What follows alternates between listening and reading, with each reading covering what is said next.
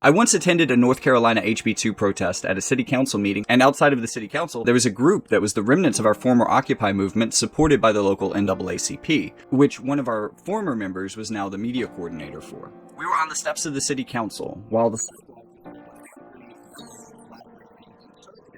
that thought that the bathroom aspect of this bill would lead to children being molested in bathrooms. A claim that has never really made sense or really been supported by much of anything other than bigotry. Like, this is just statistically not a thing that happens, and not a thing that happens because of trans people, especially. This was the day that I found out that there is actually a Christian flag. I found that out because a particularly hateful person was waving it in my direction particularly aggressively. Having seen what had happened to Occupy, and wanting our movement to be taken seriously, I showed up in what could be described as my Sunday best. I mean, I'm in a full three-piece suit, hair slicked back, everything is perfect. I wanted to look like a lawyer. I wanted to look like the most absolute respectable person to your average boomer media consumer. I was trying to look the way my dad thinks I should probably dress all the time, you know? And I employed this look to be able to engage with the counter-protesters because I wanted to tell them that this bill is not just about bathrooms, and that the greatest media disservice that's been done to our state and to this nation in the world is by politicizing this based on the first section of the bill instead of reading the entirety of it. I also want to give some credit where credit is due to the Elon Local News. This is the news station for a very small local town in North Carolina that has a main street that's maybe like a quarter-mile long, and they also have a college. They're known for Elon University, but that's about it. Those are the only two things that represent that town, and their news service did this story so much better than so many other news services did, and I wish that my interview that I had given with a news organization from the town over had been edited as well as this one was. This is remarkable. Just check this out. Governor McCrawley, this bill does not represent equality for all mankind. Transgender woman and Charlotte-based preacher Deborah Hopkins says the law, now in place for over a month, puts her in an uncomfortable and even dangerous situation. Because you're forcing me now to go into a restroom where I know that I'll not only be harassed, or let alone I might become attacked, or even my life be taken. Hopkins says it's not just about LGBT rights. The law also includes issues involving employment discrimination and minimum wage. We really need to advocate equality for all and pay attention to jobs, housing, decent wages for all mankind. Elon freshman Amy Belford joined thousands here in downtown Raleigh to protest House Bill 2. Everyone should have these basic human rights, and the government is taking it away from us, and we all need to stand together in solidarity to fight for human rights. Belford worked as a marshal for the NAACP, handling crowd control. Though organizers stressed the rally and sit-in was symbolic in nature, Belford says standing up for others' rights is worth risking some of her own. This is something I'm very passionate about because equality cannot be delayed. We need to fight for equality now, so I would be willing to get arrested. While Belford was not arrested, others were. Protesters young and old voicing their opinions on this controversial issue. In Raleigh, Gary Grumbach, Elon Local News. Now, when you start a conversation with the counter-protesters like this, their interest is piqued.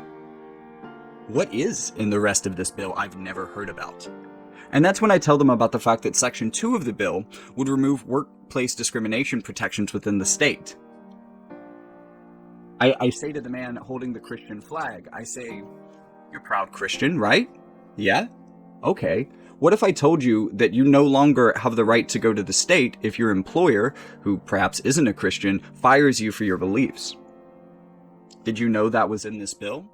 And then I told them about the third section of the bill. I told them about how it banned local governments from being able to set their own minimum wages that are higher than the state's minimum wage. I told them that they couldn't potentially petition their city anymore to get a pay raise the way that they once could. That local power was being taken away from them by this bill. And I told them about well, I didn't actually get around to mentioning the fourth section of the bill because it was around this time, me speaking to a group of counter-protesters, that I was approached by the media for an interview, which was kind of what I was going for. I knew there would be press there. I wanted to look good on camera, but also straight-laced good, very almost conservative good. You know what I mean? I want it to look like a lawyer. So she pulls me aside to ask me, if I'll do an interview, and we talk for about 3 minutes. And I lay out everything that I said to the counter-protesters, and I tell her, if your station were willing to report the entirety of the bill, I think you might find that, there are people here on both sides of this protest that honestly probably have good intentions. I don't necessarily think that there are people here in bad faith. But if people really knew what was in this bill, if people actually understood what this bill says, then I think that we'd find that we have a lot more common ground than you might think. So, as a YouTuber, I know that 3 minutes of speech happens to be about a page of written word. And they took this transcript, this whole page of text, and guess what they edited me down to? I think there's good people on both sides of this protest, and if we really understood what the bill was about, we might find that we have more common ground than we think. That was literally the whole quote. They even had to splice parts of it to make it work right. Of course, it was happening in a newspaper, and, maybe I did say that line verbatim, word for word. That's not how I remember saying it, but regardless, they cut out the purpose of the message for one concluding line that supported the, people in this county aren't evil. There's good people on both sides. If we understood this bill, maybe we'd find that we have more common ground without actually telling, and this was my complaint the whole time, that the media isn't telling you. So I decided, I can be upset about that, but at that point I'd read most of the article. So I finished the article, and there is not one reference to anything else that this bill does. It is still being memeified as the bathroom bill. And the fourth section, by the way, glad you asked. The fourth section that I didn't get around to being able to mention to anyone is a non-severability clause.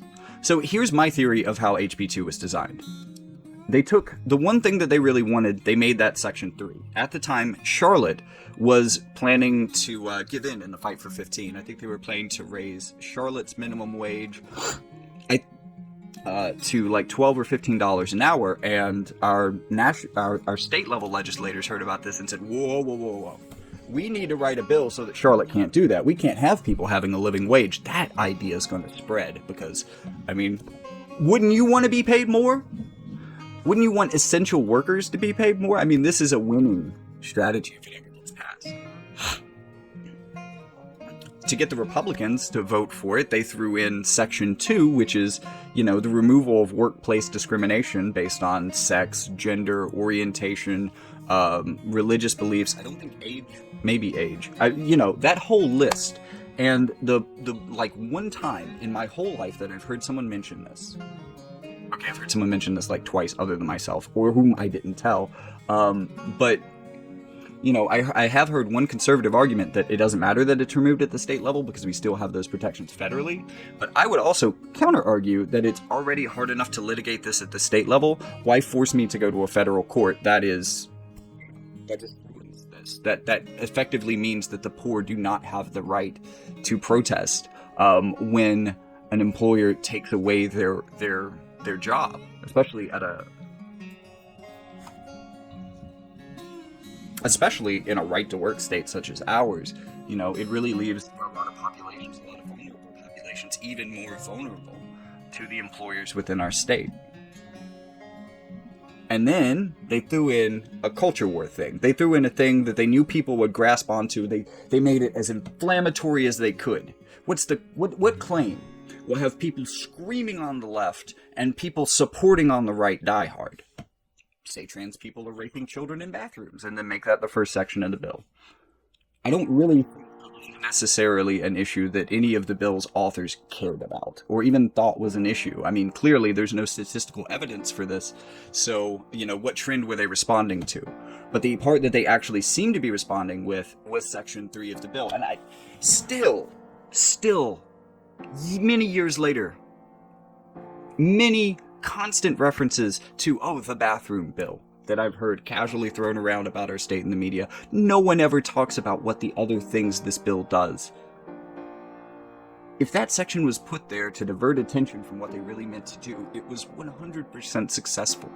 Because of an absolute media abdication to read the fucking bill and recognize that it contains 3 other sections. They thought they'd distract us with a transgender law. And it also means that non-severability clause. If one article of the bill is struck down, the rest remain. So basically the idea is, even if people do get really upset about the bill, they'll strike down the first section of the bill and never really interrogate what the other 2 sections do. Thus, basically giving these 2 sections of the bill a free pass, even if protest is rough. And this all relies on the fact that no one in the media reads the bill. And it worked. Editor Jackie here. So, funny story, I'm going back through HB2 now, and one thing that really impresses me is that this is an incredibly short bill that does a lot. And while I actually did name about one thing that each section does, they actually do even more than that. And to this effect, I actually have found one video posted 8 months ago. So at least in 2021, this was talked about, finally, by someone in the... Well, it feels weird to call them mainstream media, but like, mainstream comedic media, so to say, is mentioning one of these aspects of the bill that usually gets underreported.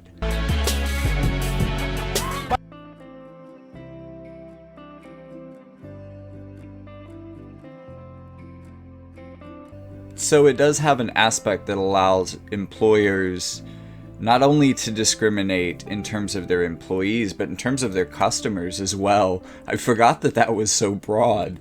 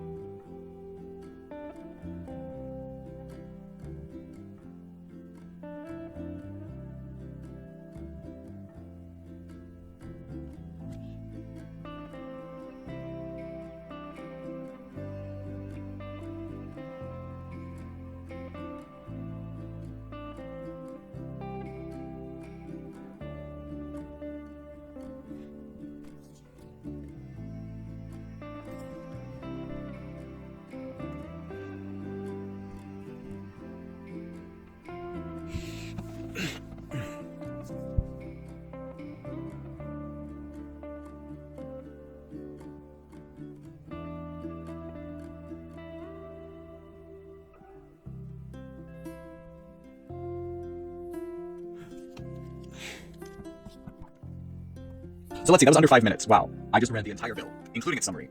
It does things that are so specific that I'm not even sure that I can accurately describe them. And I really wish someone would pick through this bill. Look, man.